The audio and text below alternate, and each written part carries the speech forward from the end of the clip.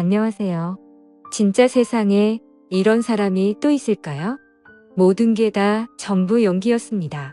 지금부터 제 사연을 들어주시고 현명한 조언 부탁드려요. 우리는 첫 만남부터 영화 같았습니다. 남편이란 놈을 처음 보게 된 날은 집 앞 카페 앞이었습니다. 우리 집 앞에는 카페 거리가 예쁘게 자리 잡고 있어서 주말이면 동네 친구들과 커피 한 잔을 하는 게 일상이었죠. 그날은 참 햇살이 예뻤던 걸로 기억됩니다. 허나 제 마음은 먹구름이 잔뜩 낀 날이기도 했습니다. 3년이나 사귄 남자친구와 이별을 한 다음 날이었거든요. 술을 먹으면 괜히 울면서 남자친구에게 전화라도 하게 될까봐 기운 좀 차리려고 일부러 대낮에 친구들을 만난 거죠. 커피 한 잔을 하면서 쿨한 척 수다 떨고 웃고 그러다가 잠깐 카페 밖에 있는 화장실을 다녀오려고 카페 문을 연 순간 지금의 남편과 처음 마주치게 됐습니다. 선한 인상에 깨끗한 피부 깔끔한 옷차림 큰 키 호감형의 귀티 나는 남자였고 제가 화장실을 다녀올 때까지 그 자리에 서 있더군요. 그러더니만 저에게 조심스럽게 연락처를 물어봤습니다. 첫눈에 반했다면서요. 남자친구와 바로 전날 헤어져 이별 후유증을 떨치지 못했던 저는 남자친구가 있다고 거짓말을 하고 다시 카페 안으로 들어갔습니다. 어색하고 머쓱한 표정을 짓더니 그럼 알겠다고 하더니 카페 안에 주차돼 있던 고급차를 타고 어디론가 가더군요. 그 후로 그 남자는 제가 친구들을 집 앞 카페에서 만나는 날이면 카페 앞에서 서 있었습니다. 본인 마음 받아줄 때까지 언제나 서 있겠다고 하면서 말이에요. 그때까지는 정말 예전 남자친구에 대한 미련이 남아있는 상태라 누군가를 만나고 싶지 않았지만 제 친구들이 자꾸만 등을 떠밀었고 결국 들 대로 되라식의 마음으로 저녁 먹자는 남편의 제안을 받아들였습니다. 그리고 저녁이 되자 남편은 저희 집 앞으로 저를 데리러 왔었죠. 본인이 예약해 둔 식당으로 이동하면서 남편은 본인의 출신 대학교에 대해서 자연스럽게 얘기를 꺼냈습니다. 서울대라고 하더군요. 그리고 아무리 있는 집이라고 해도 이렇게까지 자기 자랑을 하나 싶을 정도로 본인 자랑과 과시를 많이 하더군요. 그런데 뭐 정말 어려서부터 너무 그런 생활이 익숙하다면 본인한테의 자랑이 아닐 수도 있겠다는 생각에 별로 신경 쓰지 않았습니다. 어차피 이런 식으로 하루 만나서 기분 전환하려는 목적이 다였고 그 사람을 2번 만날 생각도 없었으니까 그러려니 했죠. 그 사람은 본인이 한국은행에 다닌다고 말하면서 어떻게 회사에 입사하게 되었는지 신나게 말해주더라고요. 그날 하루 수다를 떨다가 집에 돌아와서 아무리 인사를 주고받았고 다시 연락할 거라는 생각은 안 했었는데 다음날부터 매일매일 연락이 오더군요. 회사가 안 바쁜가 싶었는데 일하는 시간에도 끊임없이 카톡이 왔고 퇴근한 이후 집에 도착해서도 잠들기 전까지 계속해서 저에게 카톡을 보내며 대화를 하고 싶어 했습니다. 제가 어떤 남자를 좋아하는지, 이상형은 어떤 사람인지, 제 취향은 무엇인지, 어떤 데이트를 좋아하는지 계속해서 캐물었어요. 저는 왠지 귀찮더라고요. 아직 저는 남자친구에 대한 마음이 정리되지 않았던 게 제일 컸고 그래서 연락에 대한 답장을 성의 없이 하거나 안 하거나 했습니다. 그렇게 본인에게 관심 없어 하는 저에게 남편은 정말 끊임없이 연락을 했고 생각해보면 그 남자는 제가 좋아한다고 했던 이상형에 맞춰서 연애 기간 내내 다정하고 성실하고 자기 일에 열정적인 그런 남자인 척 참 열심히도 연기했었네요. 정식으로 만나자는 고백을 받고 며칠간 고민하다가 그래 만나보자 하고 남편의 손을 잡게 되었는데 정말이지 사랑받는 여자라는 느낌을 확실히 받을 수 있도록 남편은 저에게 잘했습니다. 주말 이틀 모두 다 저를 보러 와서 밤까지 알찬 데이트를 했고 시도 때도 없이 찾아오더라고요. 아무튼 그런 생활을 반복하면서도 제가 너무 무리하지 말라고 하면 얼굴 보고 너무 행복해서 본인이 좋아서 하는 거니까 걱정하지 말라고 그 사람은 그랬었죠. 그러던 중 하루는 카페에서 대화를 나누던 중 테이블 위에 놓았던 카드 지갑을 구경시켜주면서 민증까지 보여주었고 자연스럽게 민증에 쓰여진 주소지도 보게 되었어요. 저는 부동산에는 전혀 관심도 없고 무지했기 때문에 그냥 이 동네 사는구나 라고만 생각하고 봤는데 자기 입으로 본인 아파트 자랑을 얼마나 하던지 지금 몇십억 넘는 아파트다 뭐다 하는데 그때 당시에는 별로 관심이 없었습니다. 그냥 진짜 부자 동네에 사는구나 라고 생각했죠. 또 하루는 시계를 풀어서 테이블 위에 올려놓고는 제가 묻지도 않았는데 시계를 열심히 보여주며 브랜드에 대해 설명했고 백화점에서 얼마를 주고 샀는지도 말해줬습니다. 아버지를 졸라서 샀고 백화점에서 할인해서 3천만 원 정도에 샀다고요. 그 이후로도 본인이 사는 곳에 대한 이야기를 귀에 박히게 말하더군요. 그리고 만나고 얼마 되지도 않은 시점부터 본인의 결혼관에 대해서 어필하더군요. 자기는 늦어도 2년 안에 결혼하고 싶으며 본인은 경제적으로도 정신적으로도 모두 준비가 되어 있으니 저만 괜찮다면 2년 안에 본인 부모님께 저를 소개시켜드리고 결혼을 진행하고 싶다고 했습니다. 저는 당황해서 어떻게 그렇게 빨리 확신을 갖고 결혼 얘기를 하냐며 그만하라고 말도 꺼내지 못하게 했습니다. 허나 그런 저를 끊임없이 안심시면서 정말 매일같이 결혼 얘기와 같이 사는 삶에 대해서 얘기하더군요. 거의 결혼을 세뇌당하는 느낌이었어요. 결혼 얘기를 할 때는 꼭 재력 이야기를 항상 덧붙이더군요. 나랑 결혼하면 돈 걱정은 안 하고 살 거야. 사모님 만들어 줄게. 하고 싶은 거 다 말해. 아니다.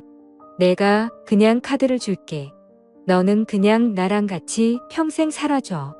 듣자마자 어이없어서 웃음 나오는 그런 말을 너무 진지하게 하더군요. 본인 부모님이 갖고 계시다는 빌딩들의 위치를 말해주기도 했고 본인이 미리 받은 건물의 위치 건물세가 한 달에 얼마가 나오는지까지 전부 술술 입었어요. 무엇보다 아침부터 잘 때까지 연락을 하면서 회사 이야기를 정말 많이 했고 회식을 가거나 어디 갔다 하면 동영상도 자주 보내주었습니다. 좀 과하니까 가끔 묘하다 싶을 때가 있었는데 너무 많은 증거들을 거의 매일같이 보여주면서 의심할 틈을 주지 않더군요. 그런데 아주 조금씩 말이 많은 그 사람의 말에 어긋나는 부분들이 있었습니다. 그러면서도 관계를 깰 정도로 치명적인 것들은 없었습니다. 그렇게 교제를 이어가던 중 덜컥 임신을 해버리고 말았습니다. 처음에는 어떡하지란 고민이 많았지만 다정한 남편을 믿어보고 싶었고 결혼을 결심하게 되었죠. 그로 인해 남편이 자신의 부모님을 뵈러 가자더군요. 처음 보는데 정말 다정하고 좋으신 분들이셨습니다. 나이에 비해 10살 이상은 어려 보이셨고 정정하고 밝으셨어요. 우리 아들과 결혼해줘서 고맙다는 말을 반복하셔서 제가 황송할 지경이었네요.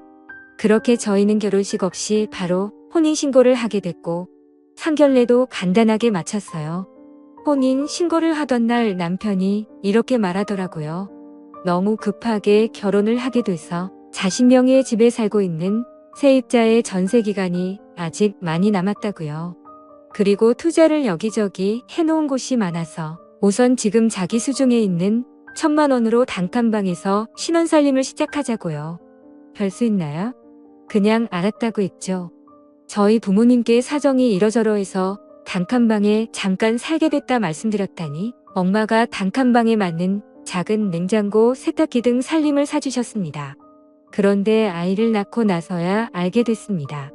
매일 출근한다던 남편이 한국은행으로 출근한 적이 단 한 번도 없다는 사실을 말이에요. 어느 날 남편이 집에 가방을 두고 간 적이 있었는데 핸드폰도 안 받더라고요. 그래서 회사에 걸면 될까 싶어 남편이 근무한다고 말했던 부처 전화번호를 찾아서 전화를 했더니 그런 이름을 가진 사원이 없다는 겁니다. 제가 이렇게 믿었던 것도 결혼 전에도 출입증을 보여주고는 했거든요. 남편이 가지고 다녔던 그 출입증은 도대체 어디서 훔쳤던 걸까요? 그리고 남편이 여러 번 언급했던 저희 신우의 이름으로 변호사협회에 검색을 했는데 아무 조회 결과도 나오지 않았습니다. 그걸 보자마자 소름이 끼쳤습니다. 그러고 보면 결혼 후 단 한 번도 신우를 본 적이 없었습니다. 신우가 너무 바빠서 그렇다고만 했어요.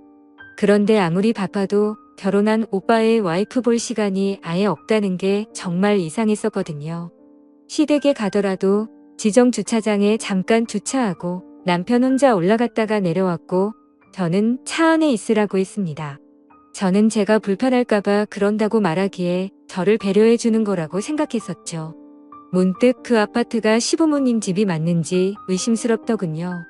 저는 그 생각이 스치자마자 시댁으로 갔습니다. 봉호수는 정확히 잘 알고 있었어요. 남편 차 유리 앞에 봉호수가 선명히 적혀 있기도 했고 또 지정 주차 자리에 항상 같은 곳에 차를 주차했기 때문이었죠. 시댁으로 가서 초인종을 누르고 심장이 터질 것 같음을 느꼈습니다. 얼마 지나지 않아 젊은 여자 목소리가 들렸고 문이 열렸습니다. 여자를 따라 3살쯤 되어 보이는 남자아이 하나가 저를 아래에서 물끄러미 호기심 가득한 눈빛으로 올려보더라군요. 저는 혹시 여기에 두 노인분이 사시냐고 여쭈었습니다. 그랬더니 무슨 말이냐고 되묻더라고요. 정말 실례지만 여기 전세로 계시는 거냐고 여쭤봤더니 본인들이 이 아파트 분양할 때부터 매매했었고 쭉 살고 있다고 말하더군요. 그렇습니다. 모든 것이 다 거짓말이고 연출된 상황이었다는 것을요. 도대체 이 사람은 누구지? 무슨 일을 하는 어떤 사람이지? 대체 누구랑 결혼을 한 걸까? 그 사람이 지금까지 말한 것 중에 진실은 있긴 한 걸까 무서웠습니다. 그 여자와 대화를 마치고 계단에서 한참을 서럽게 울었네요. 그리고 집에 돌아왔습니다. 그런데 어찌된 일인지 남편이 집에 있더군요. 그러더니 제가 모든 걸 눈치챈 걸 어떻게 알았는지 무릎을 꿇고 울면서 모든 게 다 거짓말이었다고 저를 너무 사랑한 나머지 저랑 결혼하고 싶어서 다 꾸민 거라고 말하더군요. 그런데 본인의 마음은 정말 한치의 거짓이 없었다고 했습니다. 사실 아버지는 돌아가셨고 엄마는 고시원에서 살고 계신다며 시누는 없고 외동이라고 말했습니다. 진짜 너무나 소름이 돋고 싫어서 그 자리에서 당장 이혼하자고 했더니 제 바짓가랑이를 잡고 울다가 제 아이를 빼서 들고 앉더니 이 핏덩이 어떻게 할 거냐고 이 애 아빠 없이 키울 거냐고 하더라고요. 그 말 듣고 우리 아이 얼굴을 봤는데 정말 너무나 마음이 아파서 그 자리에서 주저앉고 펑펑 울었습니다. 제가 너무 바보같이 들릴 수도 있겠지만 아이 때문에 어쩔 수 없이 남편을 용서해주고 말았습니다. 다시는 거짓말 하지 말고 모든 걸 사실대로 말하라고 하면서요. 결국 저희 엄마 아빠에게 솔직하게 말씀드렸고 남편은 아빠한테 거의 반죽음 되게 욕을 들었고 어찌됐든 제가 이혼 못하겠다고 했습니다. 결국 마음이 약해진 엄마 아빠가 가지고 계셨던 24평짜리 아파트 하나를 주셨습니다. 엄마 명의로 전세 끼고 산 집인데 아침 몇 주 뒤에 전세가 만기였거든요. 다만 전세금이 상당해서 엄마가 그 전세금을 다 돌려줄 여력이 없었기에 제 이름으로 전세대출을 받아서 들어가 살라고 해서 그렇게 살게 되었습니다. 그러던 중 남편의 진짜 시어머니를 만나게 됐습니다. 그 집에 들어가고 한 달 뒤 연락도 없이 갑자기 어떤 아주머니가 찾아왔었죠. 누구냐고 물어보니 시엠이다 하고는 불쑥 저희 집에 찾아오신 겁니다. 근데 빈손이 아니라 이것저것 본인의 살림 다 가지고 들어오셨어요. 오갈 데 없어서 왔다 하시는데 어쩔 수 없는 일이고 돌이겠거니 생각하고 불만 한번 이야기 안 하고 같이 살게 되었습니다. 그렇게 집에 눌러 앉으시고는 매일같이 술을 드시기 시작하셨습니다. 캔맥주를 한 박스씩 갖다 놓고 하루에 6캔씩 드시면서 주사를 부리더군요. 본인 아들한테 전화해서 저를 비난하고 왜 이런 애랑 결혼했냐고 하더라고요. 제가 시어머니께 아부를 안 떨어댔다고 역정을 내셨습니다. 저는 그 모습을 보면서 소리 지르시고 막말하시는 게 너무 싫고 몸서리 쳐져서 방으로 들어가서 아이를 돌보고는 했었죠. 얼마나 그 시간이 힘들었으면 중소기업에 취직한 남편한테 울면서 전화했어. 출근 안 하면 안 돼? 차라리 나 거기 따라가면 안 되냐고 했을 정도니까요. 아무튼 그렇게 힘든 시간을 보내던 중 생각지도 못한 둘째를 가졌고 우여곡절 끝에 출산을 하게 되었습니다. 산모 도우미가 집에 왔는데 무슨 시어머니 몸종이 온 줄 아시는 건지 산모 돌보는 건 신경도 안 쓰시고 베란다 청소 자기 밥 차리는 거나 집 정리 등 자신이 필요한 것만 시키시는 거예요.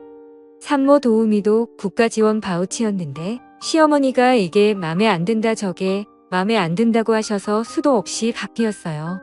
나날이 스트레스는 쌓여가고 둘째 낳고 몸도 마음도 지쳐가는데 남편은 회사 일 때문에 외박이 잦아지기 시작했습니다. 오죽했으면 큰아이가 아빠는 왜 우리 집에 놀러와서 잠도 안 자고 가냐고 물어볼 정도였죠.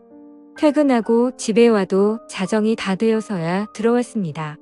그러던 중 하루는 애들 재우다가 저도 피곤해서 잠들어 버렸을 때 시어머니가 방으로 뛰어오셔서 큰 소리로 너는 네 신랑 왔는데 어디서 자빠져 자고 있냐며 빨리 네 신랑 꿀물 내놔라고 하셨어요. 꼴 없는데요라고 하면 새벽 시간인데도 당장 나가서 사오라고 하면서 잔소리를 엄청 하셨고 저는 정말 너무 지쳐갔습니다. 그렇게 지내던 중 시어머니 건강이 점점 많이 안 좋아지셔서 자꾸 부종이 생기셨고 복수가 차셨습니다. 그래서 결국 입원을 하게 되셨어요. 남편의 월급으로 입원비도 당장 문제였죠. 저는 결혼 전에 신용이 좋았었는데 이미 신용불량자가 되었고요. 남편은 돈이 부족할 때마다 이내 엄마한테 얘기해서 돈 좀 빌려와달라고 하더군요. 그때 당시에 관리비며 가스비며 3달 정도가 밀려 있었고 아이들 반찬 사줄 돈이 없어서 부부 안모 사는데도 벌벌 떨고 그럴 수준이었습니다. 그런 상황인데도 불구하고 남편은 매일같이 늦게 들어오고 자신이 결혼 전 빌렸던 돈 때문에 여유가 없다면서 쥐꼬리만한 생활비만 주더라고요. 저는 지금 상황을 차근차근 다시 말했지만 남편은 괜찮아질 거야 라고만 말할 뿐 상황은 전혀 달라지지 않았습니다. 오죽하면 시어머니 입원비를 아들은 신경도 안 쓰고 제가 친정에 부탁해서 내고 있을 정도였죠. 결국 제가 전적으로 시어머니 케어를 해야 하는 상황이 되었고 아이들을 데리고 다녀야 해서 남편 차를 타고 병원에 다녔습니다. 그러던 중 병원에서 차를 타려고 갔는데 긁힌 자국이 생겼더라고요. 저는 곧장 블랙박스 메모리 카드를 빼서 집에 가서 영상을 확인해 봤습니다. 그런데 뭔가 여자의 촉이라고 해야 할까요? 갑자기 긁힌 자국을 찾는 영상보다도 예전 영상부터 봐야겠다는 생각이 들더라고요. 그래서 확인을 해보는데 정말 기가 차더군요. 한숨조차 안 나오고 이게 뭔가 싶었습니다. 왜냐하면 주행 중인 차량 안에서 남편의 목소리가 들려오는데 옆에는 또 다른 여자가 타고 있더군요. 남편은 제게 어필을 할 때와 달라진 게 전혀 없이 똑같은 멘트 똑같은 수법으로 또 다른 여자를 사귀고 있었던 겁니다. 왜 매일같이 늦게 들어오고 돈이 부족하다고 했는지 바로 알겠더라고요. 저는 용서를 해줬음에도 도저히 달라지지 않는구나 생각했고 절대 용서하지 않겠다고 생각했습니다. 결국 그날 이후로 남편에게 이 영상을 들이밀며 이혼할 거라고 통보했고 그러자 남편은 또 저번처럼 무릎을 꿇더니 펑펑 울면서 한 번만 용서해달랍니다. 두 자식을 담보로 생각하는지 아이들은 어떻게 할 거냐며 똑같은 레퍼토리를 펼치더라고요. 그러면서 자신의 어머님 케어는 누가 하냐고 제발 용서해달라고 했습니다. 진심으로 그때 너무 어이가 없고 기가 차서 말했습니다. 네 어머니가 내 어머니야? 그리고 어머님이 나한테 어떻게 대하는지 뻔히 알면서 그딴 말을 하냐고 말했죠.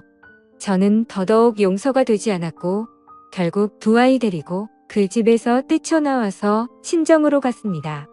며칠 동안 남편은 지금도 한 번만 용서해달라고 계속 연락이 오고 있고 바람핀 상대와도 다 끝냈다고 하네요.